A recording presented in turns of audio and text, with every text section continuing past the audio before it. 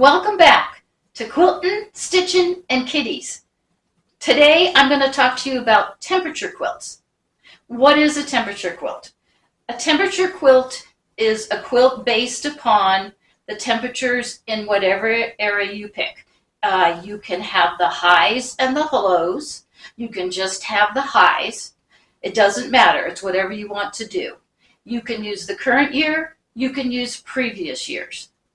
I recommend going back and looking at temperature ranges for previous years to get an idea of what you want your temperature ranges to be.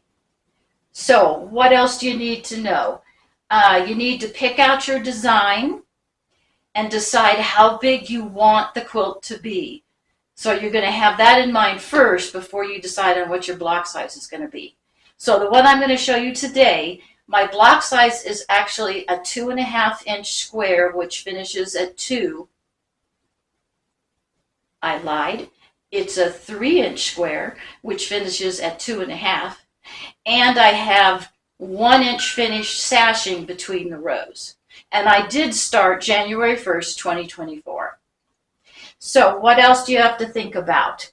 Once you've picked your design and looked at your temperature ranges, then you need to get your fabrics. So how many fabrics you need for each temperature range is going to be based upon your approximate guesses of what your temperature range is going to be. That's the hardest part, because you don't know without looking at a previous year what the general idea is. I was surprised that I've used a lot of 60 to 70 degrees Fahrenheit in my temperature quilt, and I made arrangements for backup fabric just in case I need it. So what do you decide to do? Okay, so when I decided to do my temperature ranges, I went from 103 and above as my highest range, and my lowest was 15 and below. And that has I have actually reached 103 this summer, but I didn't get as low in winter, at least at the first part. So I decided to do my temperature ranges in groups of 3. So like I have 100 to 102, 49 through 51. So there's actually three numbers there, 49, 50, 51. So I'll give you an idea of what my temperature ranges look like. And I did an Excel spreadsheet. Oops, I got it crooked. And I put the temperature ranges, and then I cut sample fabric and glued it to those temperature ranges.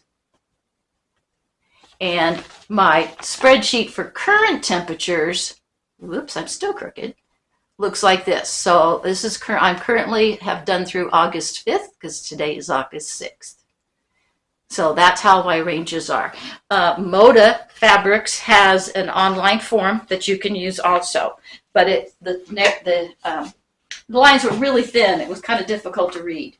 So once you've gotten your fabrics, you got to organize them somehow. And after you've picked your ranges, picked your fabric, put it wherever you wanted to, I decided to use quart baggies. I labeled the temperature range on the front and put all my fabric inside. And my fabric goes for both highs and lows. So I may have a high of 60 one day, and I'll use a yellow fabric, and then I may have a low of 60 at night, and I would still use the fabric. So what does mine look like? It looks like little blocks, 2.5-inch finished. So I cut them at 3 by 1 3/4 to allow for the seam allowance. So they will finish at 2.5. And then I alternate my pressing on the back, and I put them in rows. Make sure that you schedule enough time to keep up with your blocks each day, because you can get behind really quickly. So I did a little reveal previously. I'm going to move the camera around, and I'm going to show you what my current temperature quilt looks like. And as you can see at the top, I've got lots of greens and blues. And at the bottom, I have moved into yellows and oranges and even a couple of reds. And then what I do is once I finish a row, I sew it onto the previous row with a piece of sashing in between. So that picture up there is through about the 25th of July right now. And so that's what mine's going to look like. It's going to finish at 40 by 60 unless I decide to put a border on it. So that's a pretty quick, brief introduction to temperature quilts. They're really fun. You can do special things on blocks that are like birthdays or holidays. You can hand embroider, you can machine, you can do hand applique. I do have another one that I am currently working on too, and that's a quilt as you go, and I will show that to you at another time. So, welcome again, and I got a lot of questions about a picture of my kitty, so I decided, okay, since I can't move real well, oops, got a notice about lightning again, I actually put my kitty picture on my phone, and that's my baby Sherlock. Whoops. And that was her sitting on the back of a chair, a recliner, calling me because she was lonely. So, you guys have a good day, take care, and thank you so much for visiting. Please make sure and like and subscribe.